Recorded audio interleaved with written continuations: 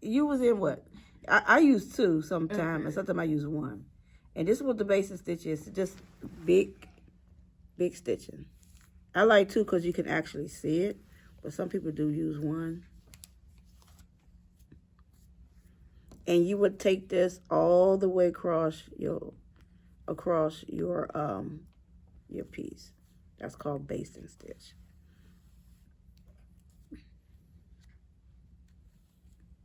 And once you finish with that, get to the end, knot it off, enter under the fold because you're going to hide your knot.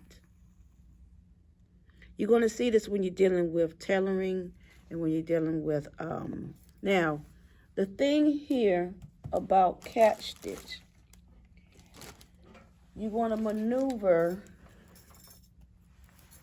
your thread from the bottom.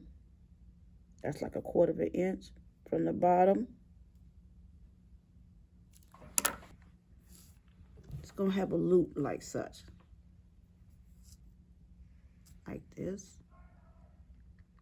You're going to prick it a little bit. So the thing is, not seeing so much on the side. You're going to take like a little fiber here. Let's see, I'm going to come right here. Little fiber here. And you can measure off again with, if you haven't gotten used to it, with an invisible ink pen. Some people I have technical people who will measure off 1/2 inch apart at each other. You can do that until you get more acclimated with it.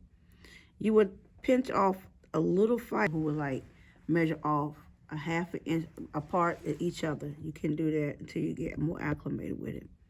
You would pinch off a little fiber. You can feel it behind your finger, that the tip of the pen, not too much. That's too much. Because the thing is, you cannot see it on the other side. Usually you would use the same color thread as the fabric, but I'm just using a contrast color so you can actually see what it looks like. So you pinch a little bit off here. Oh.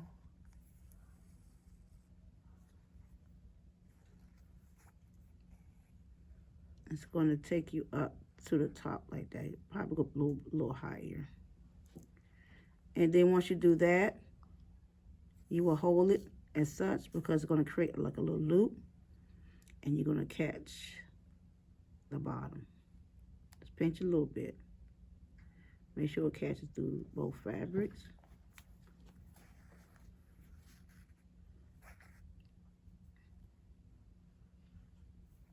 As such. I'm going to go a little higher. See how I hold it here to make a loop? I'm going to come up just a little higher. Pinch it a little bit.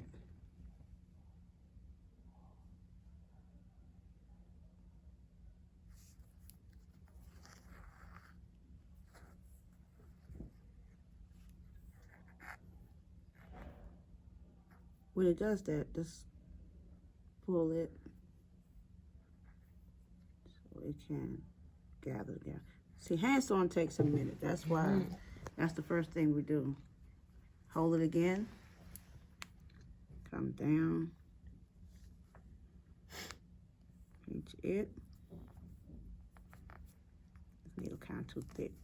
Yes, but that's all right. To catch it. The thing is, try not to see it on the other side. Okay. But at the same time, it has caught. If it has not, 1/4 of an inch for the first fold, and then yeah, for the second one. It can be because we're not gonna have that big old. On YouTube? Okay. A lot. That's a good reference to go into because she's good with that. Slip stitch. Again, you will go into the crease. You will fold it like you fold. Cause this is another hemming technique. You will actually go in, and then with slip stitch, you come behind the fold. And again, just like cat stitch, you will pick it up, but then you go right into the fold of that hem because it's going to disappear and such. And that's loop 2? No. Okay. See how it here, it's called a slip stitch.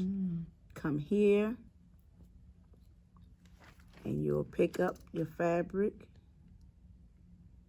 like such, like so, and you go right into that fold in the back.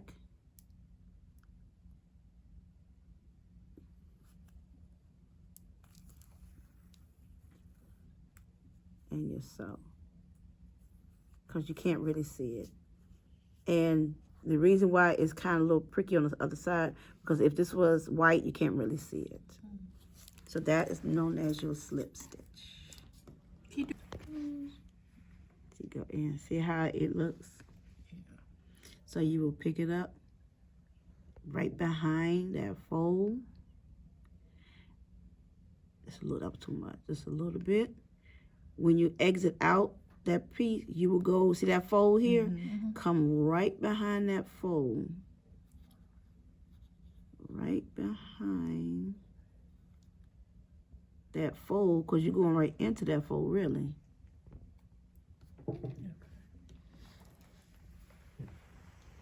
Nice. But you can't really see it. It's That's called kind of cool to slip stitch. see that is names to some of the stuff I was doing without realizing I was doing Yes, and so you can see it's right in that fold. And like I said, the reason why that was too much, I picked up in the back, but if this was white, you can't really see it. Right. That's called a slip.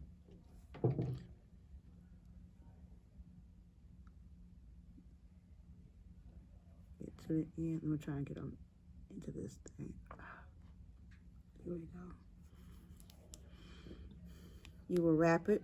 1, 2, or 3.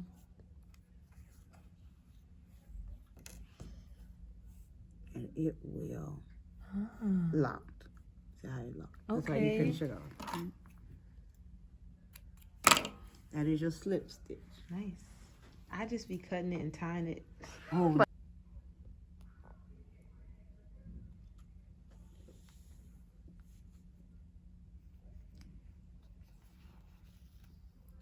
You come back where you exit at. Come right behind the exit. And you move on to the front. That's what you're doing. You're coming back. That's your back stitch. And basically,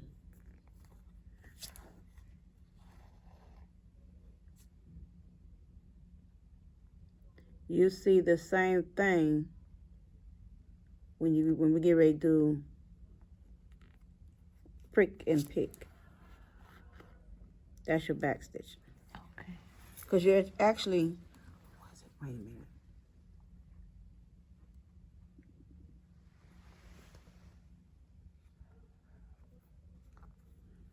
Because there's a difference between the two. Okay. Let's backtrack that. Back stitch, you come back. Let me take this out again. Because I just did the prick. I mean, they both look similar alike, but they are known for to be different. So, back stitching. Let me make my stitch. Back stitch. I go in. Because really you're locking in that stitch when you hand sewing. There are some garments you cannot put on a machine. It has, especially if you're dealing with applique. Yeah. As I went in, I go back where I went in and come out of my exit. That's the back stitch. Ah. So what I just did the first was prick and pick. I will come back, at least try right here. Bring it forth. Back here. Because I'm coming back.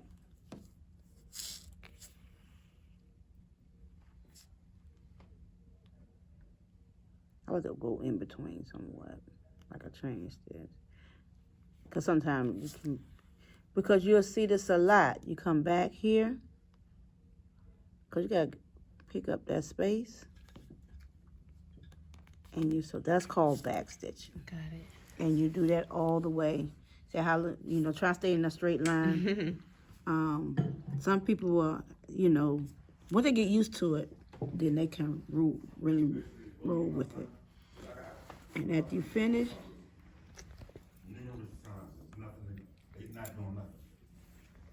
you lock it.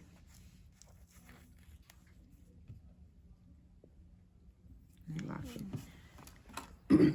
After every swatch stitch, your knotting will come through the back. Like so, like such. For your swatches. Again, you're going to come back, and on the prick it's just like not too far in. Basting stitch is mostly your half of your needle, but prick, let's make a quarter of your needle as such. So you go in, quarter of your needle as such. You're gonna come in the front of your thread that you went in.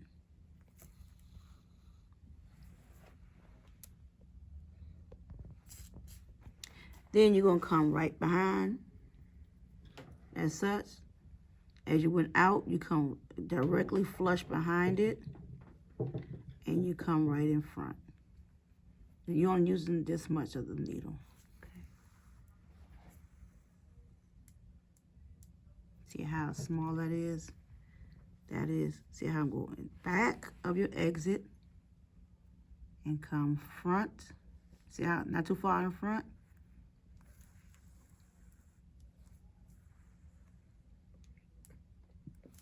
That's called your pick and prick.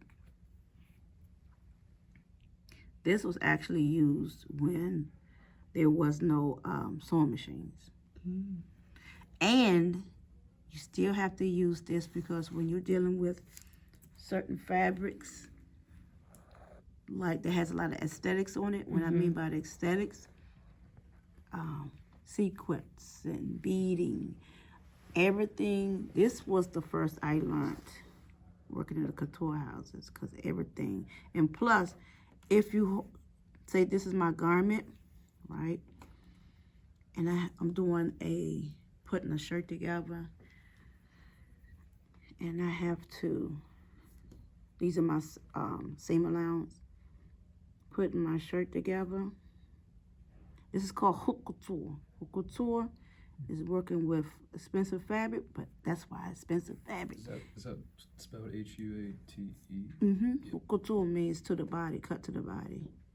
When you're dealing with things that are not required to be on the machine, and this takes a long time. Your hand sewing, it will actually lock in your seams in your garment. This that's why it costs a lot, because I remember someone who did an intern overseas at Karl Lagerfeld before he passed, and took her 2 weeks to make this garment, and it was so funny. Somebody was telling me about it, and they witnessed it, because they used to do, and my edges are cleanly folded. So this is my pillow.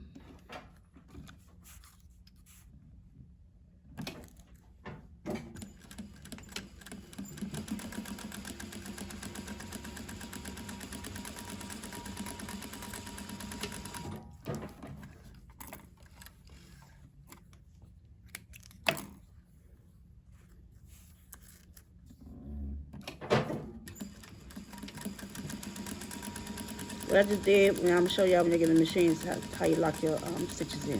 Okay. Because I was definitely about to ask.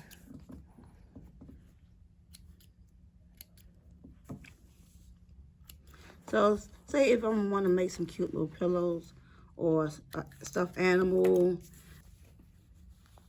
Ugh, sewed on the wrong side. That's all right. I know what I mean. And say, for instance, this is my pillow. Now, this is wrong. I sewed on the wrong way, so this goes, unless I put some lace around it. But let's say this is in the inside. And I stuff, this is my pillow, and I stuffed it.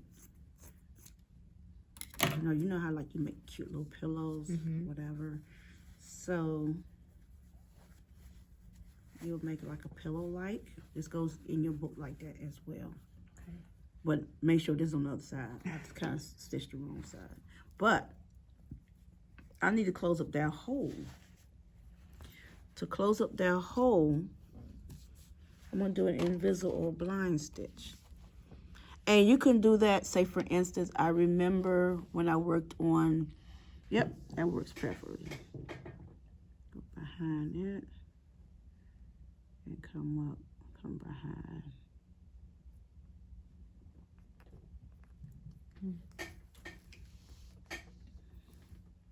Okay. Yeah, try to go like towards the inside of it. See how I'm come over and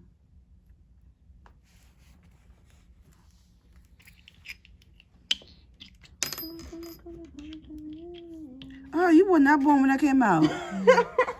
I was in high school. Boy George. They come and go. You must got off a commercial. I mean, Oh my God. You just took me back to my high school days.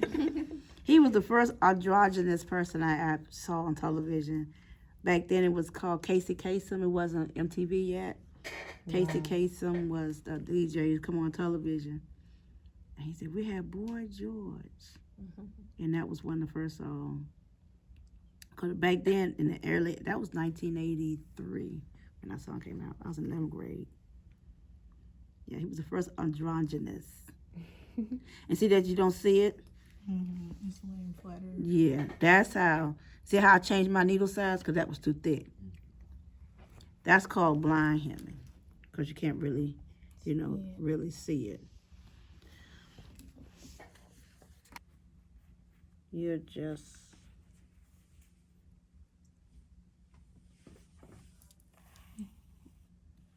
going over.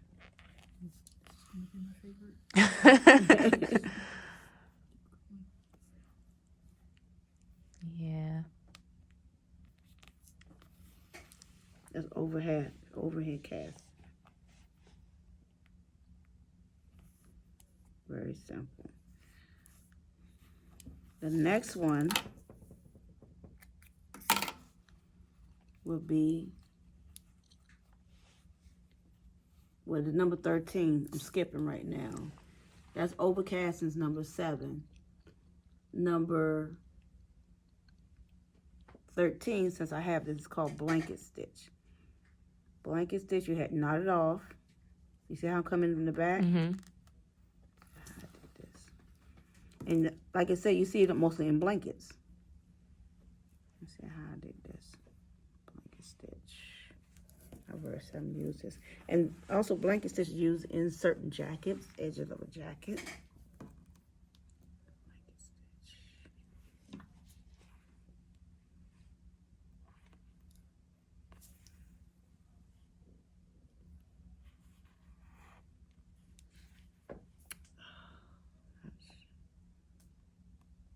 Trying to figure out how I did blanket stitch. Nope. Because I don't hardly use it. Blanket stitch.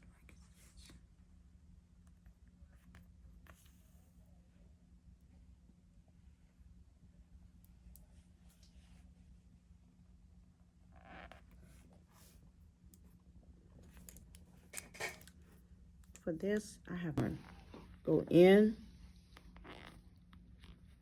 come out,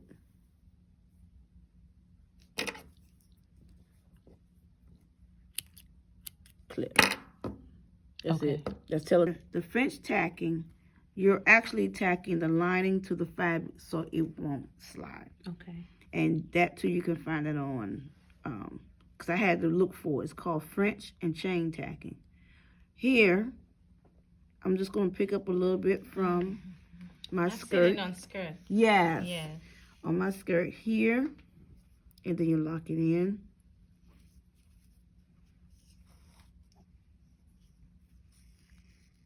The needle sound like you're hungry. I'm throwing my stuff. It's been. That's all I have to say. And then you're going to pick it up on your lining. So when you were down here, did it go through all of the layers of the lining? Just a little bit. Okay. Because it's called, you got to hold it. And then if you want to do it again, you got to lock that in. You got to lock that in as what? What's the name again? French and chain tacking.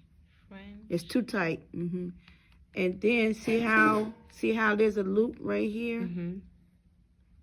This is part of tailoring.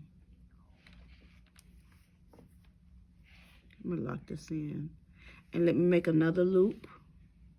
You can make like 2 or 3 loops with this. And then with this, you just thread it.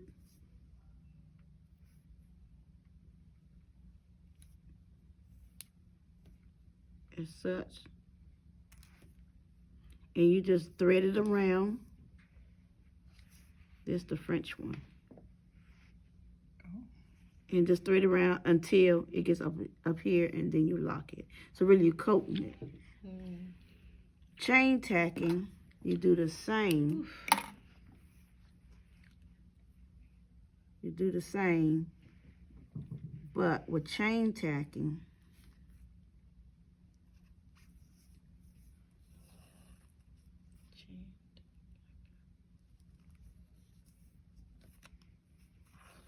you anchor it down. Because the key thing is keeping that lining and that fabric shifting. That's your chain right here. It's your loop. And you can make the loop at, and with this, right, you're going to bring it here.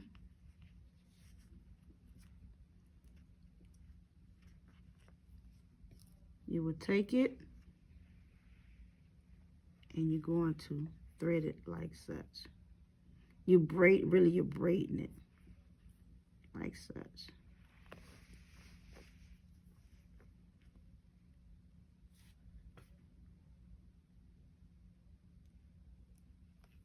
You take it here, like loop, and see how you just braid it. You don't insert the needles. Once you finish, once you finish with it, see how you braiding it. See how you braiding it. That's your chain because you're making a chain. Once you finish, then you can take it and tack it. That's keep from it, tack it down. And you lock it. 1, 2. I'm like, I think it's me too. They talking to each other. That's number 10. It's called French and chain tacking. Keep from your stuff shifting. Now, some people are very, they can mark off. You come in on 1, right? But you come out on 1 and you go in to 3. Okay. You see that? Now, you do not come down. You're going to make a V on 2. You see that? You're going to come in on 2 to anchor 1 and 3. But you're going to go in with 4. Right? On 3, you're going to have a V. You're going to come in on 3.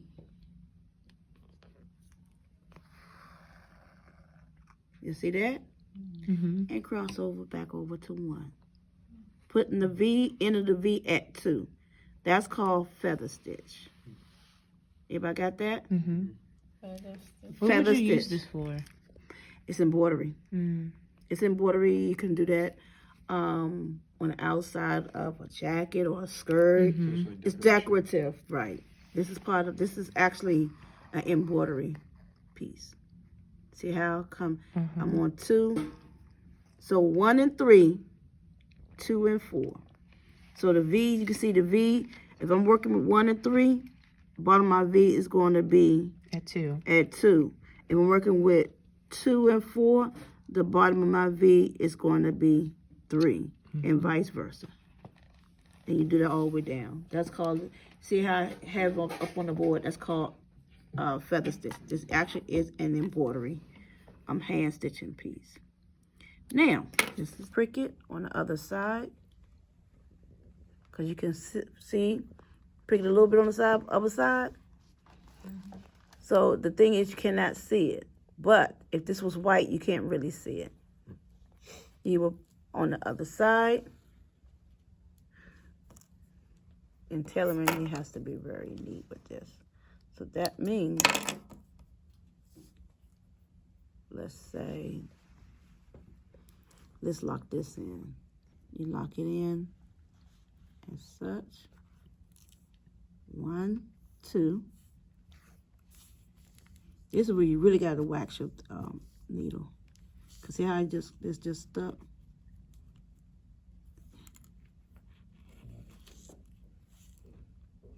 Let me lock it in.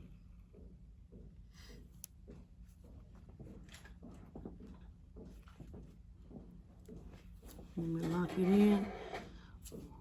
1, 2. I just locked her.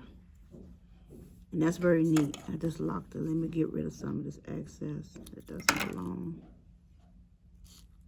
Now,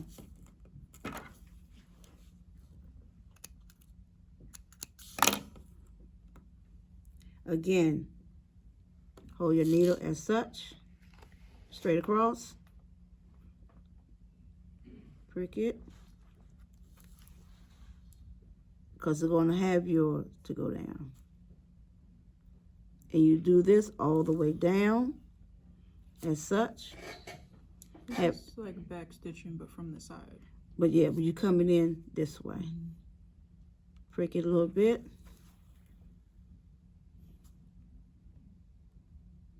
This is called padding. Now, after you do that, you come all the way down. Some people sometimes hold it like this, but however you do it, best to have your thimble. This thimble's kind of too big for my finger. But sometimes your thimble, you can hold it like, because the thimble rolls. You come all the way down. I like to feel it because I'm not picking too much up. Just prick it at the edge, at the end of your tip. It has to go this way. Don't go this way. It has to, your needle has to come straight across. It's going to give you that angle set. Come across. Now, once you get all the way to the bottom, as such, you will cross over to the next line, as such, like so. Go down, cross over, come up.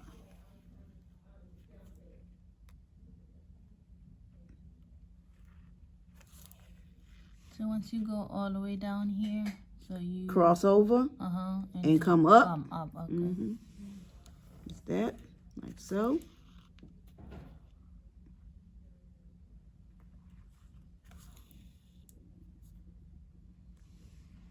Prick it like so. Once you come up,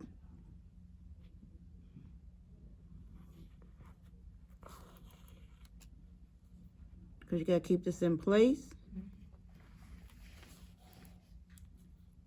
Once you come up, once you get to the top, make sure, I don't hardly see much on the other side. See how I just pricked it a little bit on the other, so you can't really see. See, you can't really hardly see it. This is done with the same color of thread as the fabric, but you don't want to see a lot. After you come up, you cross over, and you come down. Keep the needle straight. This is called padding. pad Where's this stitch. stitch used on again? This pad stitch. Like, is it here? Yep, and there. Okay. And around the edges, that's cat stitch. This is gonna take the most. You have to fill up the whole. That means if you don't have this, you will actually measure off. Do at least 2-3 lines of 1/4 inch apart, and the rest will be a 1/2 inch apart. That has to be covered. Okay. This takes the longest. On jacket, so we do. It's in